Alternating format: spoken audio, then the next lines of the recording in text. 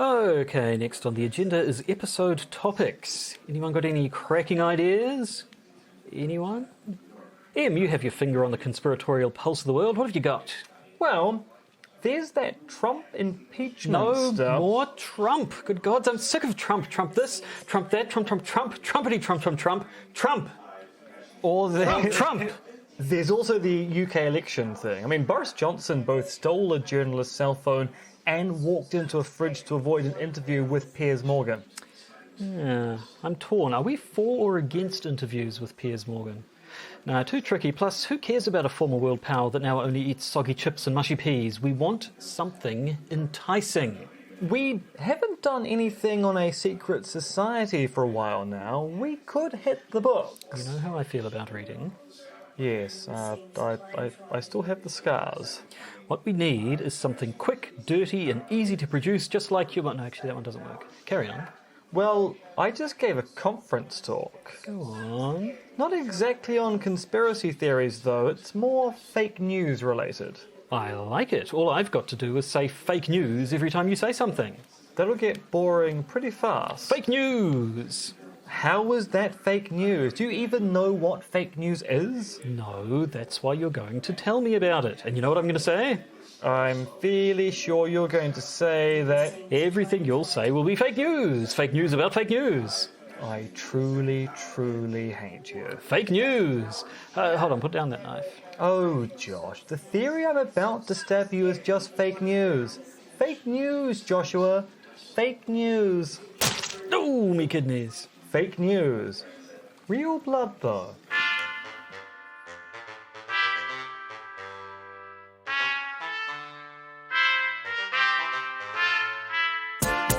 The Podcaster's Guide to the Conspiracy, brought to you today by Josh Edison and Dr. M. Denton. Hello and welcome to the Podcaster's Guide to the Conspiracy. Nice pop, you're getting really good at those. Podcaster's Guide to the Conspiracy. I'm Josh Edison and the popper-in-chief over here is Dr. M. R.X. Dentith. Just call me Cork Popper. Sure. Is it like Karl Popper, only a cork? Yeah. That's nice and philosophical. Yeah. Yes. So here we are, and what I assume will be the penultimate episode for the year. I think Possibly.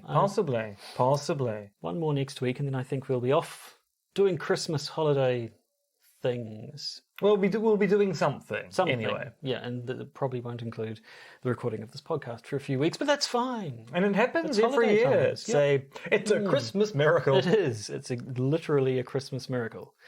But that's not what we're here to talk about today. We're here to talk about more of Dr. Dentith's adventures in academia. Right, try and say that 4 times fast. No.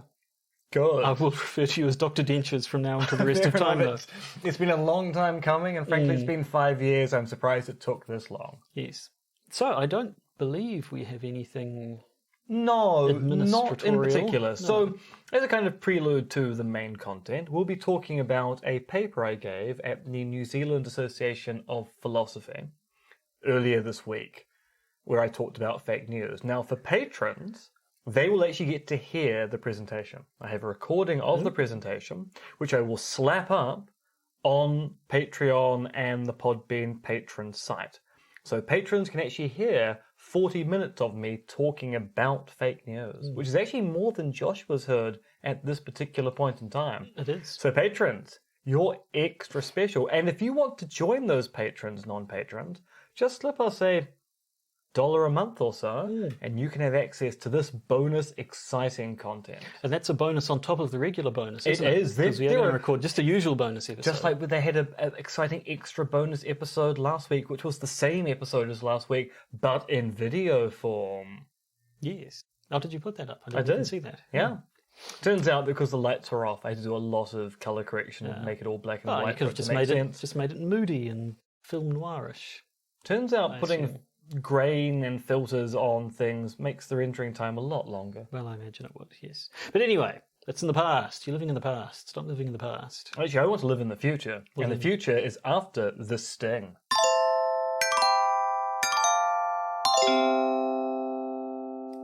Good Lord, you're right. It is the future.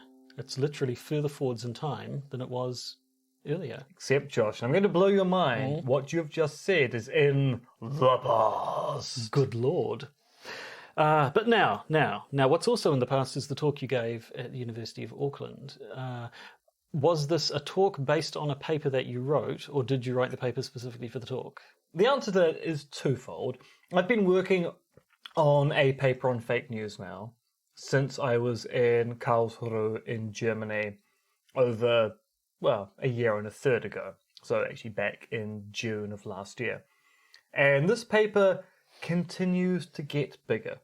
So it is currently 14,000 words in length, which means it's not really a paper anymore.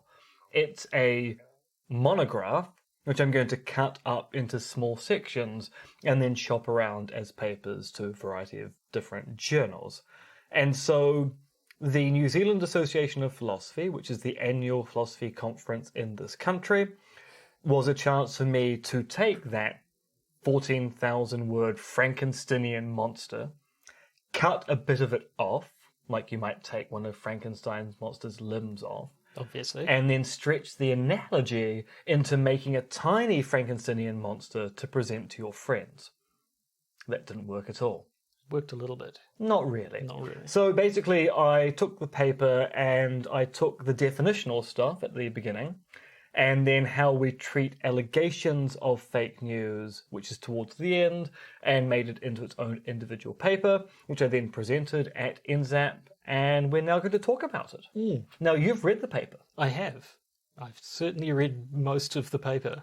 You've certainly seen words on a page. I've seen words on page, resembling a paper I may have written. I have read it at speed, but yes, I think I got the gist. The paper is called What the Fake. Now, I don't know if you've realised this, but by calling it What the Fake, you're only one vowel sound away from making it sound like a rude word. I thought I'd better point that out to you, because I know you're...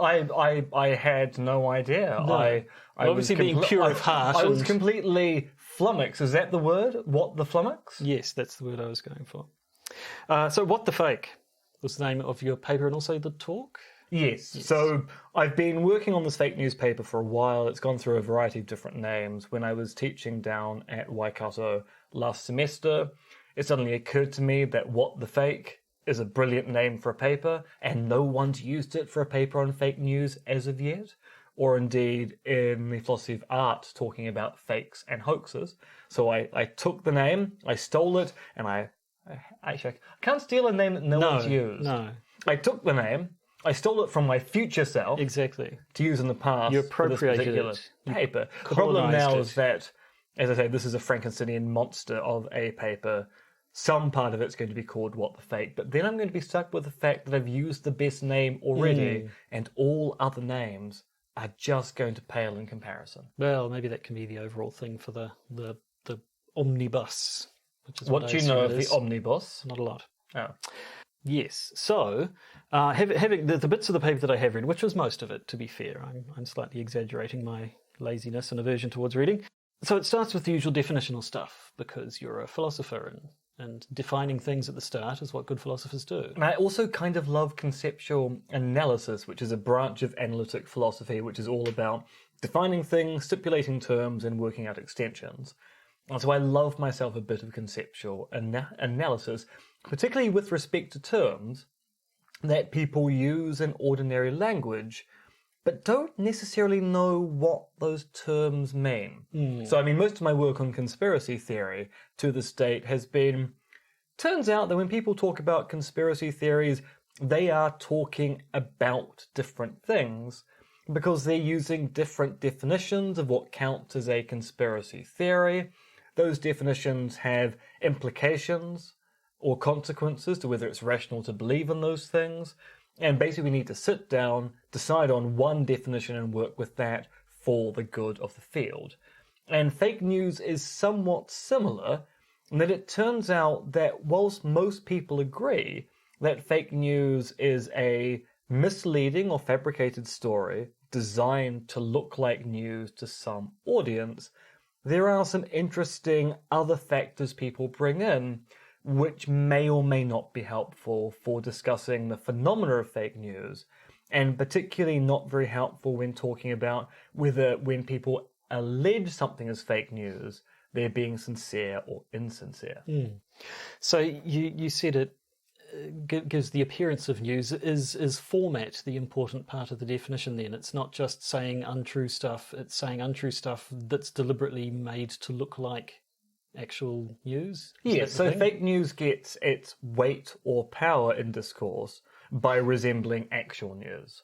So a false story disseminated by a politician is not fake news.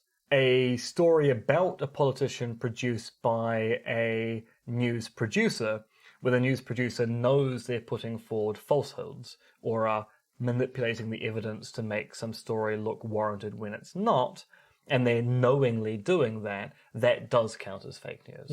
So it needs to be in the style and format of news. Yes. Format. Although it is, as with any phrase in the English language, used in different ways. I mean, some people it's sort of a bit of a meme to just sort of say fake news, meaning that's a thing I disagree with. But yes, certainly if you're going to talk about it as a phenomena, that does make sense. I suppose straight off the bat, what's this got to do with conspiracy theories then? On one level, not much. Because on one level, I'm trying to branch out from simply only doing conspiracy theories to doing things like secrecy, disinformation, propaganda, fake news, and the like. So they all kind of fit under the rubric of types of suspicious activities that people look askance at. But on another hand, it's not entirely clear that fake news and conspiracy theories are directly related, although many fake news stories require a conspiracy theory to operate, because when you have the "that's just fake news" allegation being made by someone, say, like Donald J. Trump, part of that is the implication that there's a conspiracy by the news media to tarnish the president, and that's why they're producing fake news. So it kind of speaks to the intention of fake news producers. Now, you just mentioned also disinformation and propaganda. So fake news, the sort of the phenomenon of fake news sounds very similar to disinformation and other terms that we've seen like that. Is fake news a kind of disinformation or a kind of propaganda, or is it a third category that just happens to be similar to these other two things, do you think? So it's a very good question, and theorists are all over the place when it comes to a discussion as to whether disinformation, for example, counts as fake news. So disinformation typically is taken to be something which emanates from governments.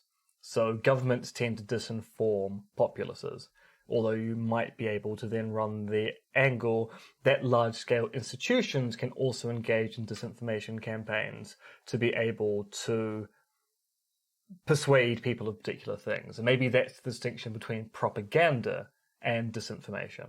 Although propaganda has the virtue that it actually might be true, it's just being used to persuade you that one nation is great while another is not, whilst disinformation is taken to be fabricated information of some particular kind.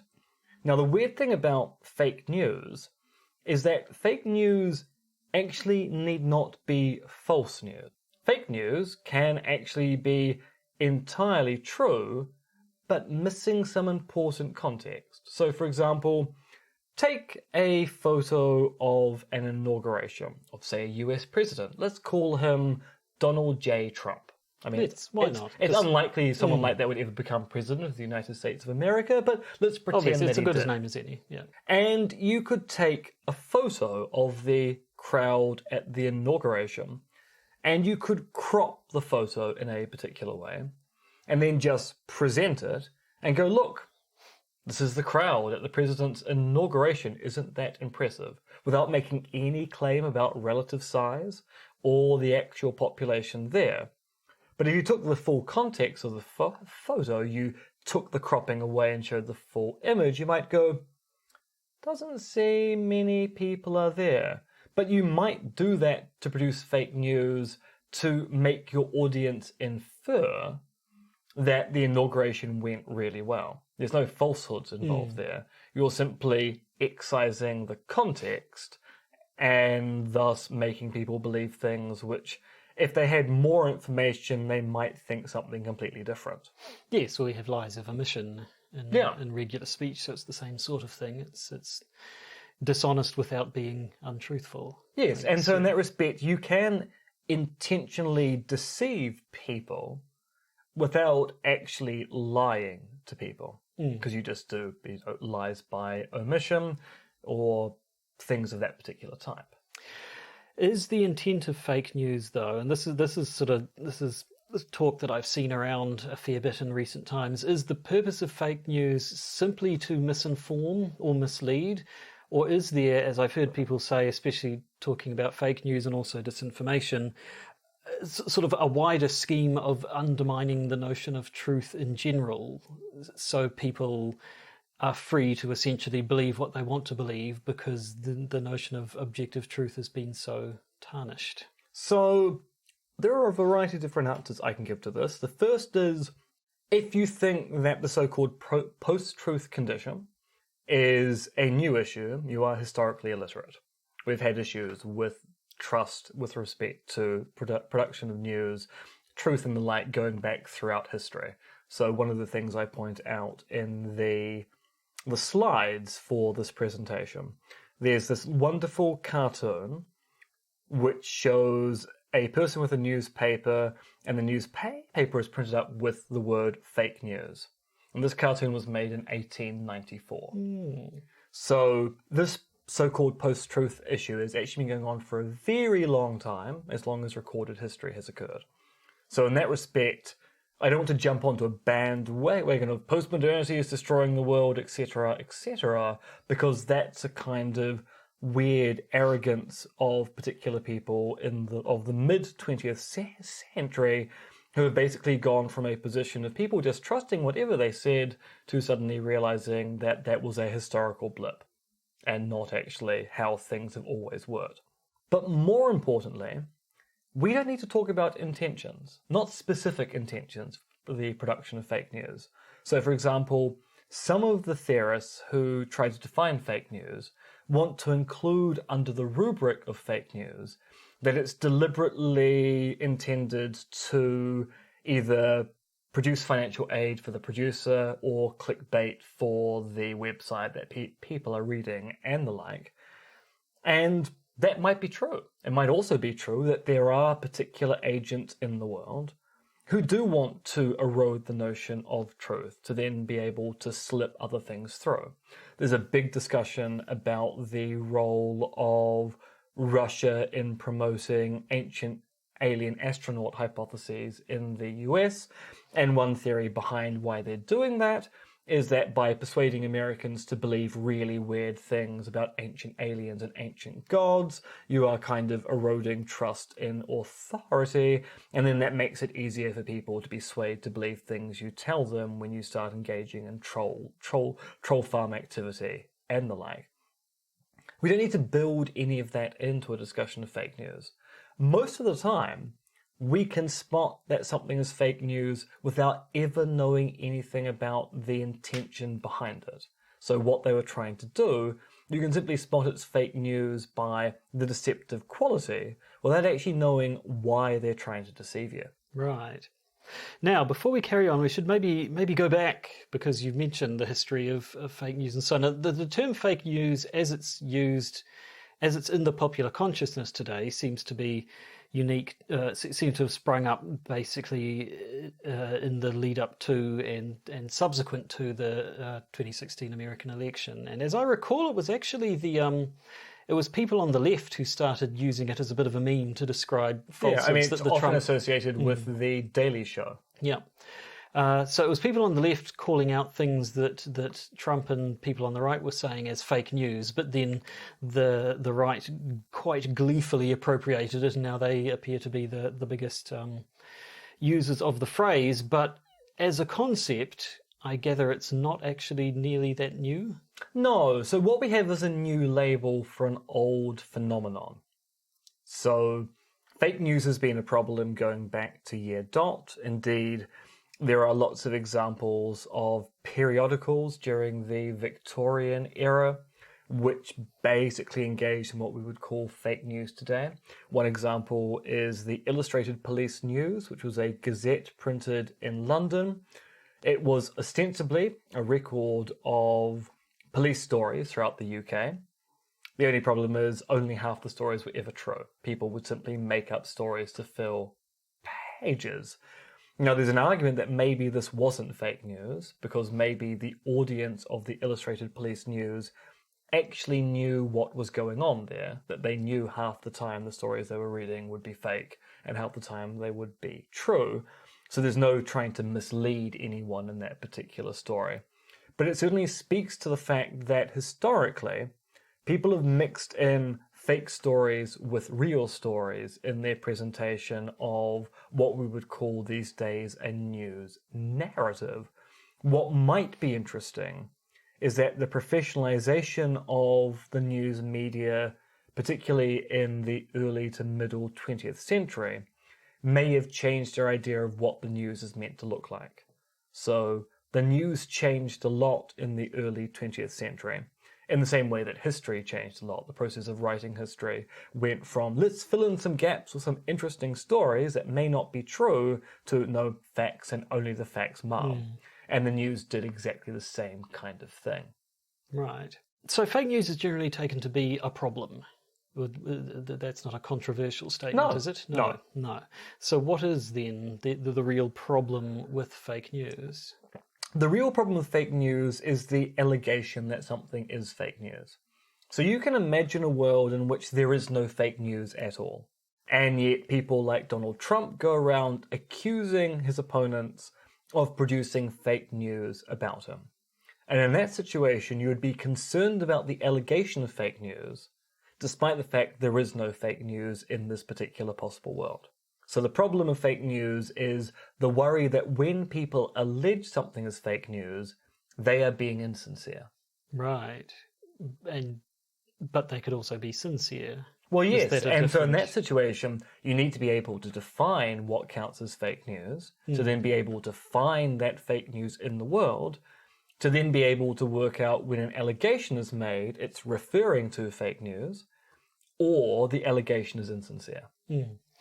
This sounds similar to, but also quite different from the stuff we're talking about all the time with conspiracy theories, where it can be a problem that people can write stuff off as a conspiracy theory, even though conspiracy theories are warranted. Here it sounds like we're saying there's a problem that people can write anything off as fake news, but fake news is by definition unwarranted. So I guess it's the allegation that needs looking into, not the fake news itself. Well, yes. I mean, you still want... I mean, even in a world where people don't make allegations of fake news, with a definition of fake news operative, you might still find fake news in the world. You could live in a world where people are really, really trusting, or a world where people are so polite that they never challenge news narratives, and you still might want to go around going,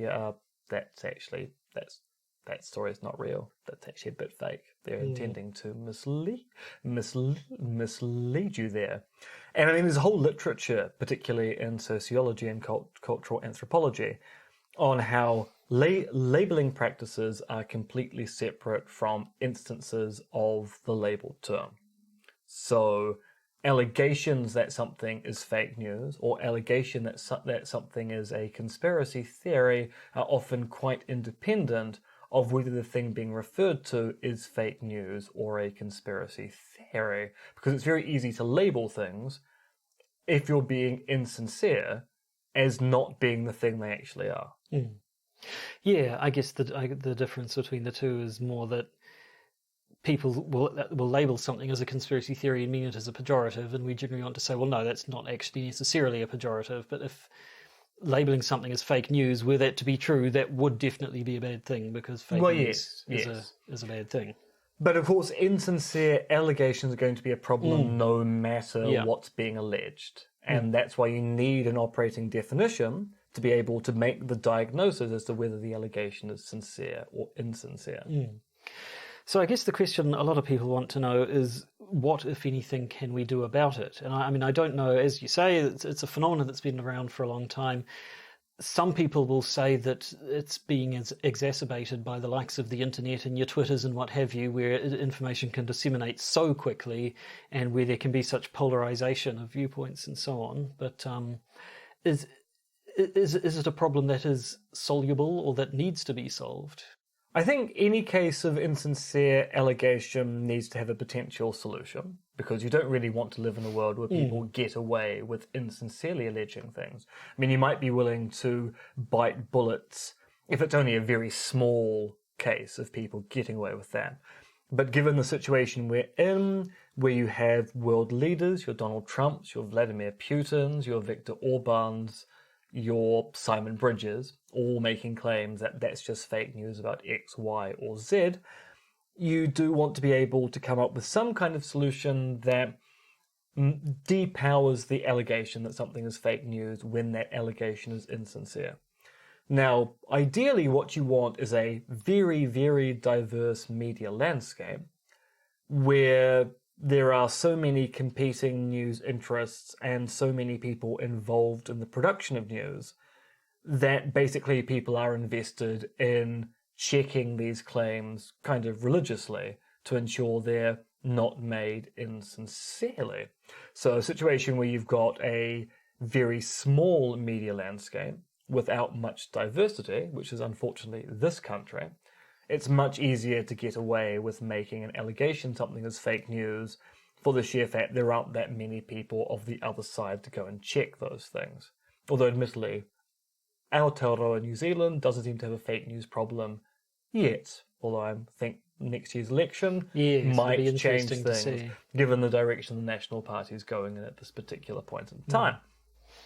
The US is a really interesting example though, because even though the US seems polarized to a certain extent, your Fox News, your CBS and the like, what we've seen, at least in this election cycle, is that Fox News gets to make really, really outrageous claims, and then CBS and other news organizations who still want access to White House press office briefings and the like, not that the White House is having many of those anymore, end up being incredibly polite in the face of these outrageous claims, and thus basically let them slip through without really harshly questioning them. So there's some kind of weirdness going on there where technically you have a diverse media landscape, but that diverse media landscape is very much invested in being very polite about things, or at least on the left it is, which actually has allowed these kind of claims to flourish to a certain extent. So what you kind of want is a certain amount of anger, a certain amount of passion in your media landscape where people actually get angry about these allegations rather than try to downplay them. Yes, now you've said the word polite several times there, and in the paper, which I've totally read, I notice you do talk about the polite society a bit. So when I first saw that come up, I thought, oh, is this the civility debate again? But then it isn't really that angle at all. It's more talking about polite society in terms of like the polite fiction, the idea that there are things about the world that are not true, that everybody knows are not true, but which we all act as though they are true, to the extent of even being surprised when it's sort of proven that they're true. Yeah, and the example I like to use is that in the 70s and early 80s in this country, it was routinely known that police officers fitted suspects up to get convictions. And they did it because these people were criminals and they deserved to be off the street, or at least that was their reasoning. And the public accepted the fitting up of suspects because these people were criminals and they deserved to be off the street. But to allow the system to work, you had to kind of pretend that you didn't know the police were fitting up suspects because the justice system is meant to be just. So the public didn't talk about it, the police didn't talk about it, and people would react with horror if you mentioned that it was a possibility. It was almost as if people were pretending it wasn't happening, even though it was common knowledge that it was. And that's what I consider to be the polite society. So it kind of relates to a thesis by Lee Basham, friend of the show, about toxic truths and toxicity, which is the notion that there are certain truths that people kind of in the middle class or the middle rank of society find out that people are doing at the top, and they go, if this news gets out, there's going to be deleterious social consequences. So we're just not going to tell the public about it. It's so toxic it would be a danger to society and the populace in general. So Lee's example for this is the various cover-ups that the Atomic Energy Commission did about nuclear tests, claiming things were a lot safer than they actually were, because telling the public about what was really going on would cause widespread panic, and the people in the middle basically went, we don't want that consequence, so we just won't tell them about it. And I think both of these things can operate in a given society. There are some things the public does know, but pretends not to. And there are some things that the public ought to know, but aren't told by the people we trust to tell them. And fake news, to a large extent, as a problem might dissipate, and this is a very hesitant claim here, if there was less toxicity in the world, but also if people were nowhere near as polite. The example I always remember was from a column that David Mitchell, the comedian and writer, wrote in some newspaper or other. Much more trivial example, but he talked about reading some gossip magazine about how an actress had been spotted wearing the same outfit on two different events, and it talked about how it drew gasps from the crowd when people realised she had worn the same dress 2 days in a row, the ultimate faux pas. And then he's like, actually, looking at the photos, she's not wearing the same dress. Like, her makeup is identical, her hair is identical, the stuff behind her is identical. Those are photographs that were taken on the same day, aren't they? They were from the same event, and they've probably just, one of them was mislabeled and they saw the same outfit with 2 different dates on it and thought that. But then it was like, but hang on, so that means where they talked about the crowd gasped and everything, none of that happened at all. They made that up completely. And he describes the process of, well, I know sort of rationally that yes, gossip rags do make up a whole lot of bollocks to sell their papers, but to actually see it with my own 2 eyes, proof that it's happening, is shocking nonetheless. And that seemed to be very much the heart of the whole. Again, a trivial example, but that encapsulated the attitude of the polite fiction and the polite society. So a bit less of that, you think? I think so. Rather than a little going less along with David it. Mitchell. Less David Mitchell. Yeah. He's got a new book out, apparently. I haven't read a single book he's written, so I had no idea. Well, fair enough. Yes, so does that mean just being less accepting of these polite fictions in the first place and standing up and saying, actually, that's not true, and we all know it's not true? Yes. Now, there are issues with this particular perspective. So there's study that goes on that telling negative stories about things is nowhere near as useful as putting positive messaging out there. So a class of people going, no, that's not true, actually might not work. There may be a backfire effect where it kind of just rebounds upon them and makes the other side more convinced that what they know is actually true. And indeed, the kind of polarization we're seeing in politics actually might be a factor of us taking entirely the wrong approach towards things. At the same time, being a little bit impolite about allegations of fake news surely can't hurt. Yeah, I mean, I notice in politics at the moment, you'll get massive cries of any time any sort of hypocrisy happens, which is all the time.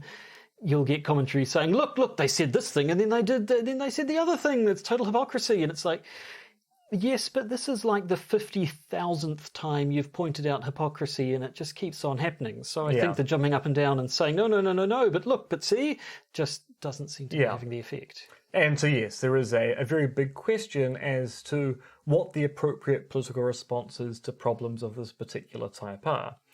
Because the argument is pointing out errors often amplifies the reach of the error and not the solution, whilst messaging positive responses to things actually might work out. So maybe the antidote on that story is the antidote to fake news is real news. But the problem isn't fake news. The problem is insincere allegations of fake news. And the only way to respond to an insincere allegation of fake news is to point out the news wasn't fake in the first place. And that's the negative response thing again. Whilst if you had simply a natural hesitancy in a population to accept those allegations in the first instance, then that should hopefully depower them. And you talked before about having a bit more sort of passion, getting a bit more emotion into it, because I mean there have been several studies that show that when people are confronted with proof that their opinions are untrue, that often just has the effect of making them dig their heels in even more. And I've heard it said before that you can't reason someone out of a position that they didn't reason themselves into. So yeah, maybe more of an emotional appeal would have a bit more success. Possibly, and that's the kind of stuff I'm investigating at this particular point in time. Well, there we go. Indeed. So as to the actual talk itself, have you got any feedback on that in the first instance? Well, yes. So what's interesting is I got very positive feedback from the people who were there, particularly Charles Pigden, who was in the audience, and he's been on the show before. He's a very good friend of mine and another conspiracy theorist. And we were having a chat both in the Q&A time of the talk and then afterwards. And Charles is particularly interested in me looking at examples of what appear to be fake news, where the producer just doesn't care. They're not intending to deceive, they're simply disseminating any old story and they don't care. And then that made me think of the kind of dialectic you get in your 4chans and your 8chans, where people are throwing out outrageous stories in order to trigger the libs, but actually it has the actual intended consequence of being a coded communication to people of their particular ilk. And that seems to be an interesting situation of people ostensibly not caring about what they say because they're just trolling the libs, but actually they've constructed a very specific type of communication that means that other people on the alt-right will recognize a fellow traveler or speaker of that language. And so that, I think, needs to be looked at. And then Vanya Kovac, who was also at the talk, who we used both to be know. one of my lecturers. Yes. We both had long and storied histories being educated by Vanya. Asked me what I thought about biased news. So biased news isn't fake news. Biased news is simply where you report stories that support your particular view of the world, and you don't report stories that don't. And for a long period of time, you can get away with reporting biased news. But as we're seeing with certain publications around the world who have been biased towards the notion that climate change isn't occurring, so it only reports stories that indicated that it wasn't a crisis, and are now faced with the fact that stories indicate it's a crisis all the time, they either have to give up on their biased news, or they seem to start producing fake news to support the target audience that wants to read news which is biased, which they can't produce anymore, so they make fake news instead. Right, so one way or another, it doesn't stay. But it's not the bias that's the problem, it's that it either peters out or goes full tilt fake. Yeah, and that kind of speaks to an interesting facet of fake news that we'll end on, which is most producers of fake news don't solely produce fake news. Most producers of fake news produce real news as well, because the most effective way to get fake news out into the world is to be an otherwise seemingly reliable news producer. Yes, and we see a fair bit of that on the internet, don't we? Yeah, your InfoWarses and your Alex Joneses and stuff. Now, It's not InfoWars all might be a gay special frogs. case here in that it might be the case that most of what InfoWars produces is fake news, along with the occasional real story to try and give themselves credence. But the kind of worry we have about fake news stories, say, on Fox News, is that for all of the opprobrium Fox News get, it's still a fairly standard news broadcaster. It's just a very biased news broadcaster that now, or perhaps always has been, engaging in the production of a little bit of fake news, which is successful for the sheer fact that most of the time when you check a Fox News story, it might be written in an exaggerated style, maybe it doesn't cite all the right references, but it's still not fake. It's just biased news instead. Well, there we go. So has it sent you in any new directions? Is your 14,000 word Frankenstein going to become a 20,000 word one? Well, probably yes, because the paper as I presented it is now going to be very different as the final written form, in that I'm going to separate out the stuff I did on definitions versus the stuff about how to respond to allegations into two separate pieces now, which means that, as far as I can tell, the Frankensteinian monster is going to be at least 4 papers. Good. Yes? Although I have to finish writing that book first. Well, obviously. So, I think we've come to the end of this episode and have nearly come to the end of the year. So next, are we going to do in the past we've sort of done a bit of a year in review type one, or we can do a year in review, something like that, or I don't know. Well, I think if we do a year in review, we have to do bonus content for the patrons. So I don't know. We'll think of something. It seems, I don't know. It feels like we've sort of been having the filler episodes and stuff a little bit lately due to scheduling stuff. So the year in review sometimes feels a bit lazy. But then sometimes it's good fun anyway. So well, we'll see. We'll have a think. See. We shall put our heads together. So there will be another episode next week. The content of that episode is undecided. TBD. Tuberculosis. Yes, that's what I was thinking. Now, of course, patrons will actually get to listen to the talk I gave, which will be going up on the Patreon stream. They'll also get to hear an exciting bonus episode, which has a whole bunch of Trump news, including some salacious personal details about one Christopher Steele. So salacious. We have a story about Alex Jones that will not astound you. It will just confirm everything you already believe. And a rather curious story about George Zimmerman. The killer of Trayvon Martin, as you may recall. Yes, curious / horribly depressing. Yes, a little bit. Yes, just selling the bonus content there for you. Prepare to be depressed. We also may talk a little bit more. I'm not sure if we announced this last week, but we did not. In the bonus content last week, we ended up talking a little bit about the new BBC podcast, which is an adaptation of H.P. Lovecraft's Whisper in Darkness, the follow-up to the one they did on adaptation of the case of Charles Dexter Ward earlier in the year, both of which, despite being based on fairly sort of one-note H.P. Lovecraft stories, ended up getting quite conspiratorial. So we might have another chat about that. And this is important for the main podcast and not just the patrons, and that due to the way the Whisper in Darkness is unfolding, both as a conspiracy theory, but also referring to actual events in both long-term and recent history. Long-term history, ancient history? Distant history? A while ago. Ancient history, yes. A while ago. We're probably going to have an episode on some of the stuff that the Whisper in Darkness refers to.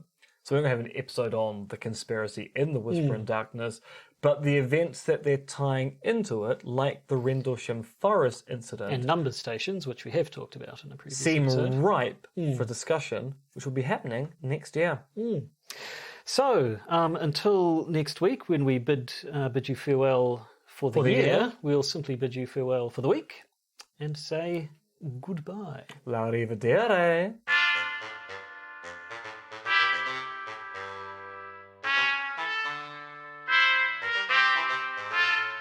You've been listening to the Podcaster's Guide to the Conspiracy, starring Josh Addison and Dr. M.R.X. Denton, which is written, researched, recorded, and produced by Josh and M. You can support the podcast by becoming a patron via its Podbean or Patreon campaigns. And if you need to get in contact with either Josh or M, you can email them at podcastconspiracy@gmail.com or check their Twitter accounts, Monkey Fluids and Conspiracism.